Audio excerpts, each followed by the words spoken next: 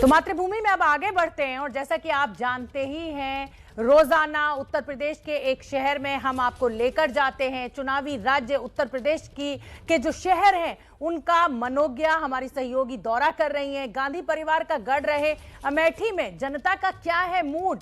22 में अमेठी किसके साथ? मनोज्ञा लोईवाल के साथ देखिए अमेठी के लोगों का मूड, समझिए क्या है उनका मुद्दा। क्या वो अभी भी कांग्रेस के साथ हैं या फिर अब राह बदल ली है?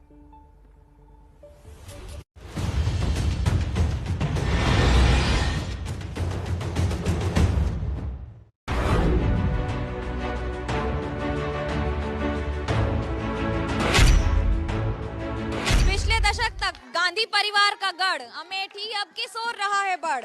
क्या बीजेपी की मजबूत है जड़ और क्या समाजवादी पार्टी पा रही है जमीन पर लड़?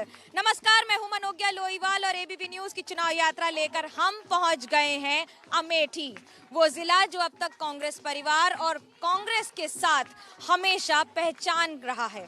लेकिन क्या अब अमेठी की पहचान बदल गई है और क्या 2019 के लोकसभा चुनाव का असर 2022 के विधानसभा में दिख पाएगा?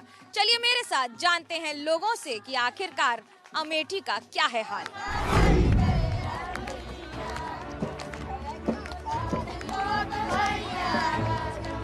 अमेठी जिले में 70% से ज्यादा लोग कृषि प्रधान हैं। एक ऐसा जिला है जिसमें अधिकतर लोग खेती करते हैं और किसान आधारित जीवन ही बिताते हैं। लेकिन जिंदगी में क्या बदला है? जो गाना गा रहे हैं अवधी भाषा में यही बता रहा है कि महंगाई ने उन्हें क्या परेशान किया है और किसने धोखा दिया है। इस अवधी गाने का मतलब तो बताइए कि क्या है?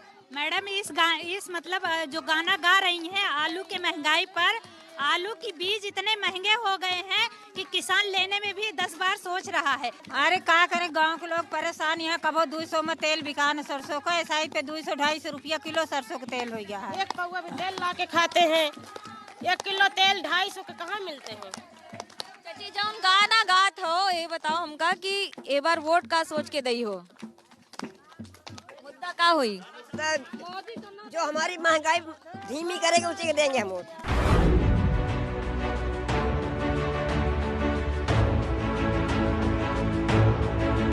अमेठी जिले में 4 विधानसभा सीटें हैं और एक सीट गौरीगंज पर समाजवादी पार्टी का दबदबा और कब्जा दोनों है। हमारे साथ हैं राकेश प्रताप सिंह, विधायक हैं। इस बार जीत का कितना भरोसा और किस आधार पर? 100% जीतेंगे। राकेश जी, इस बार वो कौन से 3 मुद्दे होंगे जिसमें भाजपा या कांग्रेस के खिलाफ आप जाएंगे, क्योंकि अमेठी तो कांग्रेस का गढ़ माना जाता रहा है?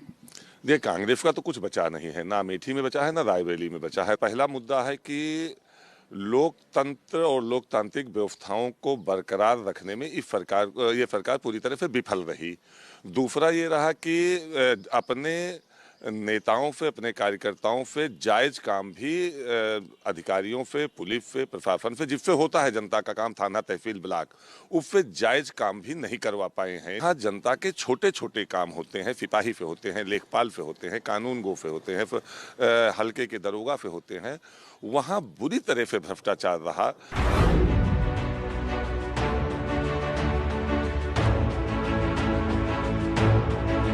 अमेठी जिले में 4 विधानसभा सीटों पर 3 पर बीजेपी का कब्जा है। बात करने के लिए हमारे साथ हैं सुरेश पासी, मंत्री हैं इसी कैबिनेट में। कितना भरोसा है कि इस बार 4 के गणित में कितने खांचों में बीजेपी रहेगी?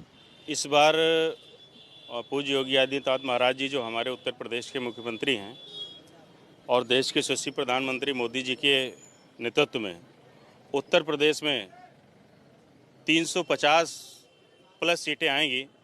और अमेठी जनपद की हम बात करें तो पिछली बार हम लोग जगदीशपुर, तिलोई और अमेठी जीते थे। गौरीगंज हमारे हिस्से में नहीं आई थी। इस बार 4 की चारों सीटें जो है अमेठी की जनता जिताने का काम करेगी। समाजवादी पार्टी का आरोप है बीजेपी पर कि अपने ही लोगों का काम नहीं करवाते हैं, अपने ही कार्यकर्ताओं को परेशान रखते हैं। कैसे देखते हैं इस आरोप? समाजवादी पार्टी आरोप लगाती है जो वो निराधार है। समाजवादी पार्टी में चाचा भतीजे एक साथ नहीं हैं, भाई भाई एक साथ नहीं है। अखिलेश यादव जी पिताजी को मंच से ढकेल देते हैं, माइक छीन लेते हैं, चाचा के सामने बिल्कुल तलवार लेकर खड़े हो जाते हैं। उनमें तो आपस में भी एकता नहीं है। और हमारी भारतीय जनता पार्टी ये संगठन की पार्टी है, ये किसी एक व्यक्ति विशेष की, परिवार की पार्टी नहीं है।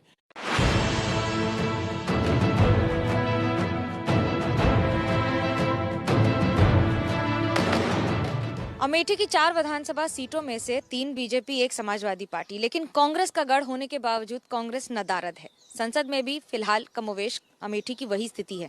क्या कारण है कि कांग्रेस का ये हाल है? इस पर बात करने के लिए हमारे साथ हैं राधेश्याम धोबी जी। ये बताइए, पूर्व विधायक हैं आप, इस समय ऐसी क्या स्थिति है और कैसे रिवाइवर करेगी अभी कांग्रेस आपकी?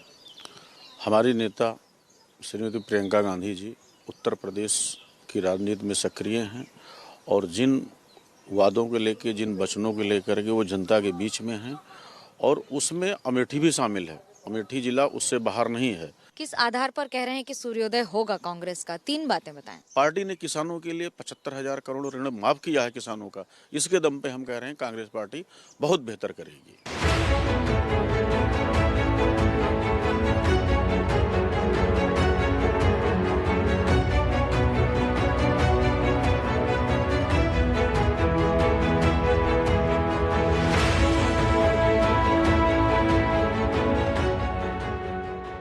उत्तर प्रदेश सरकार ने एक जनपद एक उत्पाद के तहत अमेठी के लिए मूंज को चुना है। मूंज यानी कि इस तरह की वो पेड़ के पत्ते, शाख जिसका इस्तेमाल किया जाता है और कई दशकों से इस्तेमाल किया जा रहा है घर का सामान बनाने के लिए। लेकिन अब जो महिलाएं ये घर का सामान बनाती हैं, जैसे इस तरह के डब्बे, ग्लास, बाल्टियां, छोटे छोटे कटोरे, टोकरियां जो घर के लिए इस्तेमाल होती थी, अब उन्हें बेचकर कमाने भी लगी हैं। चाची, कितना दिन लग जाता है इनके बनाए में? 10-15 रोज, 5-6 रोज, जैसे छोटा बड़ा बनता है वैसे टाइम लगती है इसमें। आपकी जिंदगी कैसे बदली है पहले से अभी? हाँ, बेहतर हुआ, पहले से जिंदगी अच्छी हुई और जो है सब चीज हुआ बेहतर है, पहले से बहुत अच्छा है।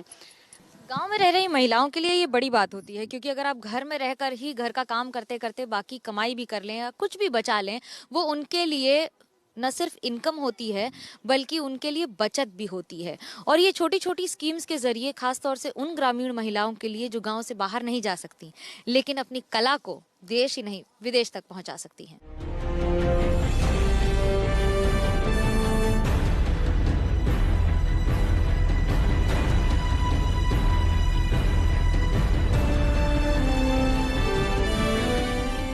अमेठी जिले की हमेशा पहचान रही है कि ये कांग्रेस का गढ़ रहा है। गांधी परिवार यहाँ से लगातार जीतता रहा है, लेकिन आज की जनता क्या सोचती है जब ना तो विधायक हैं कांग्रेस से और न ही सांसद हैं? आखिरकार ऐसा क्या हो गया कि कांग्रेस का गढ़ अब उनका गढ़ नहीं रहा? तो क्या जड़ कमजोर हो गई है या फिर वो बहुत सारी बातें जो जनता इस बार मुद्दों के तौर पर बात करेगी? इंदिरा गांधी के साथ आप रही, अभी ये बताएं कि क्या उस कांग्रेस और इस कांग्रेस में अंतर है? मैडम, उस कांग्रेस में इस कांग्रेस में पहले लोग थे तो अपनापना था। हाँ, अब जो लोग हैं वो अपनापना नहीं है। अब क्या है, आजकल जो ले भगोल की राजनीति है।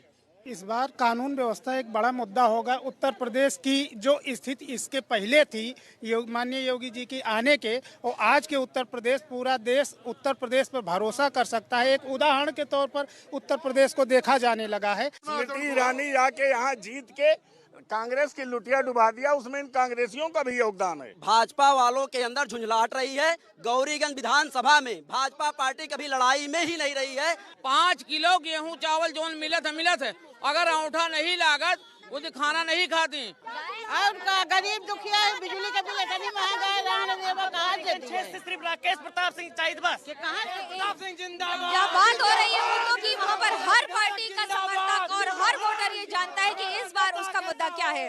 कैमरा पर्सन सूरज पांडे के साथ मनोज्ञा लोईवाल, अमेठी, एबीपी न्यूज।